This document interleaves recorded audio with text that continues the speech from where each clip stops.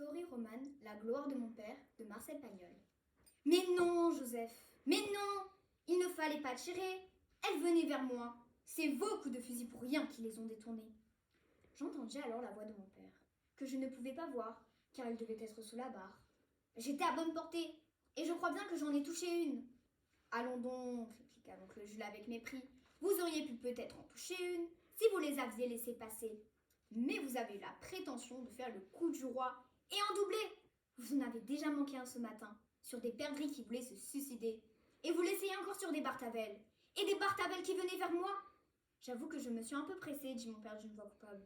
Mais pourtant, dit l'oncle d'un ton tranchant, vous avez bel et bien manqué des perdrix royales, aussi grandes que des cerfs-volants, avec un arrosoir qui couvrirait un drap de lit.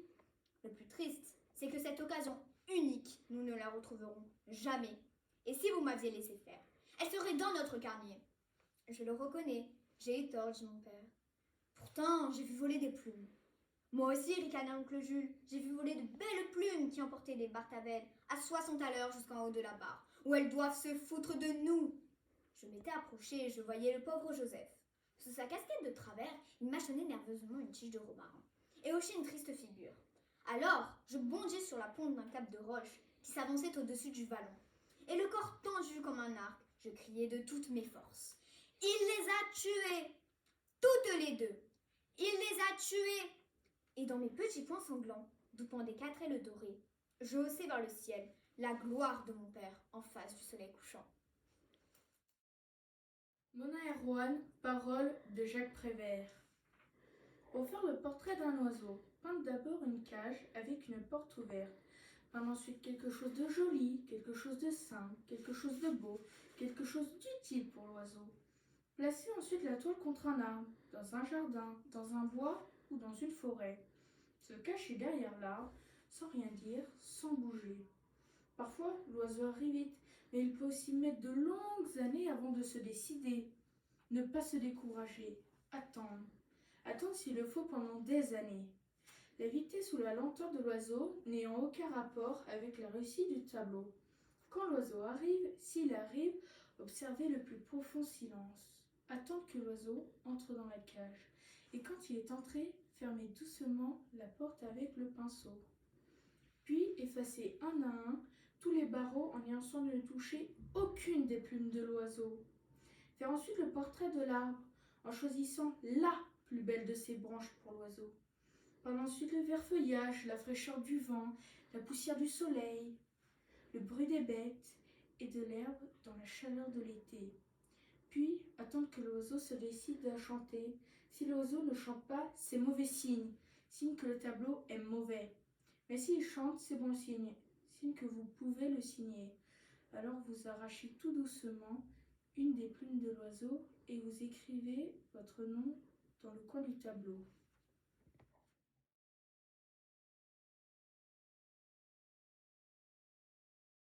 De chez moi ne chasse pas les rats. Allez. Les chats de chez moi ne chassent pas les rats.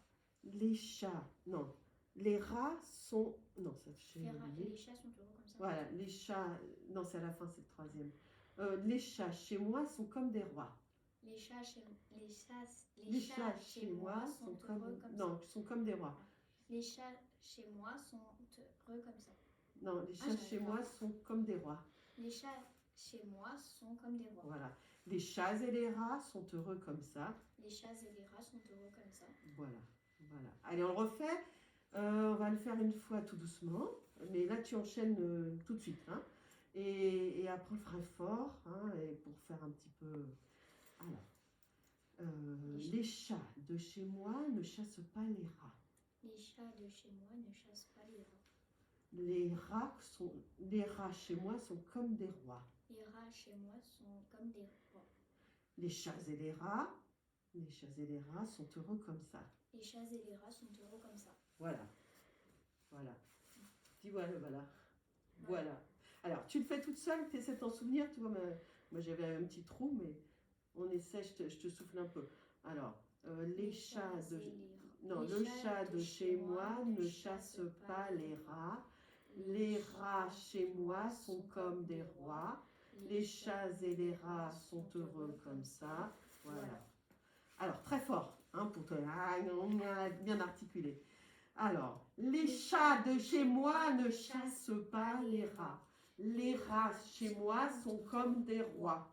Les chats et les rats sont heureux comme ça. Voilà, allez, voilà, vas-y. Voilà. Voilà, voilà. Encore une fois, hein, je crois que tu en as besoin ce matin C'est l'intimité Allez, feedback. oui, hein, tu as un petit peu besoin. Allez. Les chats de chez moi ne chassent pas les rats. Les rats sont chez moi comme des rois. C'est dur, hein. Les chats et les rats sont heureux comme ça. Voilà. En fait, il aurait fallu que je te l'écrive au tableau, comme ça tu pourrais suivre. Bon, on va peut-être pas trop passer de temps non plus. Alors, tu te souviens le Ah mince. Théorie romane, La gloire de mon père de Marcel Pagnol. Mais non, Joseph, mais non, il ne fallait pas tirer. Elle venait vers moi. C'est vos coups de fusil pour rien qui les ont détournés. J'entendis alors la voix de mon père, que je ne pouvais pas voir, car elle devait être sous la barre. J'étais à bonne portée, et je crois bien que j'en ai touché une. Allons donc, répliqua l'oncle Jules avec mépris. Vous auriez pu peut-être en toucher une, si vous les aviez laissées passer. Mais vous avez eu la prétention de faire le coup du roi, et en doubler. Vous en avez déjà manqué un ce matin, sur des perdrix qui voulaient se suicider, et vous l'essayez encore sur des Bartavelles, et des Bartavelles qui venaient vers moi. J'avoue que je me suis un peu pressée, dit mon père d'une voix coupable. Mais pourtant, dit l'oncle d'un ton tranchant, vous avez bel et bien manqué des perdrix royales aussi grandes que des cerfs-volants, avec un arrosoir qui couvrirait un drap de lit. Le plus triste, c'est que cette occasion unique, nous ne la retrouverons jamais. Et si vous m'aviez laissé faire, elle serait dans notre carnier. Je le reconnais, j'ai eu tort, dit mon père. Pourtant, j'ai vu voler des plumes. Moi aussi, ricana l'oncle Jules, j'ai vu voler de belles plumes qui emportaient les Bartavelles à 60 à l'heure jusqu'en haut de la barre, où elles doivent se foutre de nous. Je m'étais approchée et je voyais le pauvre Joseph. Sous sa casquette de travers, il mâchonnait nerveusement une tige de romarin et hochait une triste figure. Alors, je bondis sur la pointe d'un cap de roche qui s'avançait au-dessus du ballon. Et le corps tendu comme un arc, je criai de toutes mes forces. Il les a tués, toutes les deux. Il les a tués. Et dans mes petits poings sanglants, d'où pondaient 4 ailes dorées, je haussai vers le ciel la gloire de mon père en face du soleil couchant. Théorie romane, La gloire de mon père de Marcel Pagnol. Mais non, Joseph, mais non, il ne fallait pas tirer. Elle venait vers moi. C'est vos coups de fusil pour rien qui les ont détournés. J'entendis alors la voix de mon père, que je ne pouvais pas voir, car il devait être sous la barre. J'étais à bonne portée, et je crois bien que j'en ai touché une. Allons donc, répliqua l'oncle Jules avec mépris. Vous auriez pu peut-être en toucher une, si vous les aviez laissées passer. Mais vous avez eu la prétention de faire le coup du roi, et en doubler. Vous en avez déjà manqué un ce matin, sur des perdrix qui voulaient se suicider, et vous l'essayez encore sur des Bartavelles, et des Bartavelles qui venaient vers moi. J'avoue que je me suis un peu pressée, dit mon père d'une voix coupable. Mais pourtant, dit l'oncle d'un ton tranchant, vous avez bel et bien manqué des perdrix royales, aussi grandes que des cerfs-volants, avec un arrosoir qui couvrirait un drap de lit. Le plus triste, c'est que cette occasion unique, nous ne la retrouverons jamais. Et si vous m'aviez laissé faire, elle serait dans notre carnier. Je le reconnais, j'ai eu tort, dit mon père. Pourtant, j'ai vu voler des plumes. Moi aussi, ricana l'oncle Jules, j'ai vu voler de belles plumes qui emportaient les Bartavelles à 60 à l'heure jusqu'en haut de la barre, où elles doivent se foutre de nous. Je m'étais approchée et je voyais le pauvre Joseph. Sous sa casquette de travers, il mâchonnait nerveusement une tige de romarin et hochait une triste figure. Alors, je bondis sur la pointe d'un cap de roche qui s'avançait au-dessus du ballon, et le corps tendu comme un arc, je criai de toutes mes forces. Il les a tués, toutes les deux. Il les a tués. Et dans mes petits poings sanglants, d'où pendaient 4 ailes dorées, je haussai vers le ciel la gloire de mon père en face du soleil couchant. La gloire de mon père de Marcel Pagnol, Théorie romane. On refait ou pas? Oui. Théorie Non, pas. Théorie romane, La gloire de mon père de Marcel Pagnol. Mais non, Joseph, mais non, il ne fallait pas tirer. Elle venait vers moi. C'est vos coups de fusil pour rien qui les ont détournés. J'entendis alors la voix de mon père, que je ne pouvais pas voir, car il devait être sous la barre. J'étais à bonne portée, et je crois bien que j'en ai touché une. Allons donc, répliqua l'oncle Jules avec mépris. Vous auriez pu peut-être en toucher une, si vous les aviez laissées passer. Mais vous avez eu la prétention de faire le coup du roi, et en doubler. Vous en avez déjà manqué un ce matin, sur des perdrix qui voulaient se suicider, et vous l'essayez encore sur des Bartavelles, et des Bartavelles qui venaient vers moi.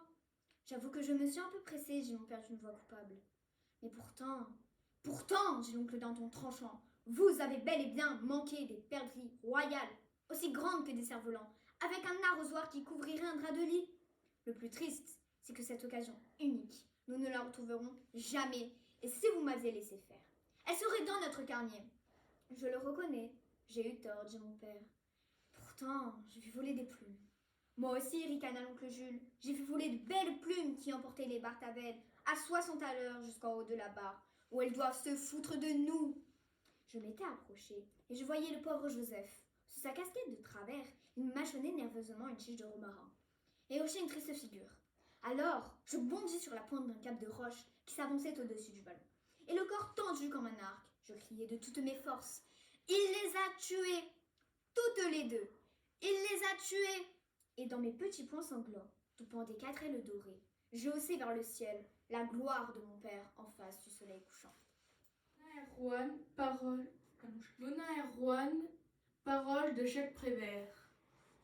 Pour faire le portrait d'un oiseau, peindre d'abord une cage avec une porte ouverte, peindre ensuite quelque chose de joli, quelque chose de simple, quelque chose de beau, quelque chose d'utile pour l'oiseau. Placer ensuite la toile contre un arbre, dans un jardin, dans un bois ou dans une forêt. Se cacher derrière l'arbre, sans rien dire, sans bouger. Parfois, l'oiseau arrive vite, mais il peut aussi mettre de longues années avant de se décider. Ne pas se décourager, attendre. Attendre s'il le faut pendant des années. La vitesse ou la lenteur de l'oiseau n'ayant aucun rapport avec la réussite du tableau. Quand l'oiseau arrive, s'il arrive, observez le plus profond silence. Et quand il est entré, fermez doucement la porte avec le pinceau. Puis, effacez un à un tous les barreaux en ayant soin de ne toucher aucune des plumes de l'oiseau. Faire ensuite le portrait de l'arbre en choisissant la plus belle de ses branches pour l'oiseau. Peindre ensuite le vert feuillage et la fraîcheur du vent, la poussière du soleil et le bruit des bêtes, de l'herbe dans la chaleur de l'été. Et puis attendre que l'oiseau se décide à chanter. Si l'oiseau ne chante pas, c'est mauvais signe. Signe que le tableau est mauvais. Mais s'il chante, c'est bon signe. Signe que vous pouvez le signer. Alors vous arrachez tout doucement une des plumes de l'oiseau et vous écrivez votre nom dans le coin du tableau. Mona et Rouen, parole de Jacques Prévert. Pour faire le portrait d'un oiseau, peindre d'abord une cage avec une porte ouverte. Peindre ensuite quelque chose de joli, quelque chose de simple, quelque chose de beau, quelque chose d'utile pour l'oiseau. Placer ensuite la toile contre un arbre, dans un jardin, dans un bois ou dans une forêt. Se cacher derrière l'arbre, sans rien dire, sans bouger. Parfois, l'oiseau arrive vite, mais il peut aussi mettre de longues années avant de se décider. Ne pas se décourager, attendre. Attendre s'il le faut pendant des années. La vitesse ou la lenteur de l'arrivée de l'oiseau n'ayant aucun rapport avec la réussite du tableau. Quand l'oiseau arrive, s'il arrive, observez le plus profond silence. Attendre que l'oiseau entre dans la cage. Et quand il est entré, fermez doucement la porte avec le pinceau. Puis effacez un à un tous les barreaux en ayant soin de ne toucher aucune des plumes de l'oiseau. Faire ensuite le portrait de l'arbre en choisissant la plus belle de ses branches pour l'oiseau. Peindre ensuite le vert feuillage, la fraîcheur du vent, la poussière du soleil et le bruit des bêtes, de l'herbe dans la chaleur de l'été. Et attendre que l'oiseau se décide à chanter. Si l'oiseau ne chante pas, c'est mauvais signe, signe que le tableau est mauvais. Mais s'il chante, c'est bon signe, signe que vous pouvez le signer. Alors vous arrachez tout doucement une des plumes de l'oiseau et vous écrivez votre nom dans un coin du tableau. Mona et Rouen, parole de Jacques Prévert. Pour faire le portrait d'un oiseau, peindre d'abord une cage avec une porte ouverte. Peindre ensuite quelque chose de joli, quelque chose de simple, quelque chose de beau, quelque chose d'utile pour l'oiseau. Placer ensuite la toile contre un arbre, dans un jardin, dans un bois ou dans une forêt. Se cacher derrière l'arbre, sans rien dire, sans bouger. Parfois, l'oiseau arrive vite, mais il peut aussi mettre de longues années avant de se décider. Ne pas se décourager, attendre. Attendre s'il le faut pendant des années. Évitez sous la lenteur de l'arrivée de l'oiseau n'ayant aucun rapport avec la réussite du tableau. Quand l'oiseau arrive, s'il arrive, observez le plus profond silence, attendre que l'oiseau entre dans la cage, et quand il est entré, fermez doucement la porte avec le pinceau. Puis effacez un à un tous les barreaux en ayant soin de ne toucher aucune des plumes de l'oiseau. Faites ensuite le portrait de l'arbre en choisissant la plus belle de ses branches pour l'oiseau. Peindre ensuite le vert feuillage et la fraîcheur du vent, la poussière du soleil et le bruit des bêtes, de l'herbe dans la chaleur de l'été. Puis attendre que l'oiseau se décide à chanter. Si l'oiseau ne chante pas, c'est mauvais signe, signe que le tableau est mauvais. Mais s'il chante, c'est bon signe, signe que vous pouvez le signer. Alors, arrachez tout doucement une des plumes de l'oiseau et écrivez votre nom dans un coin du tableau.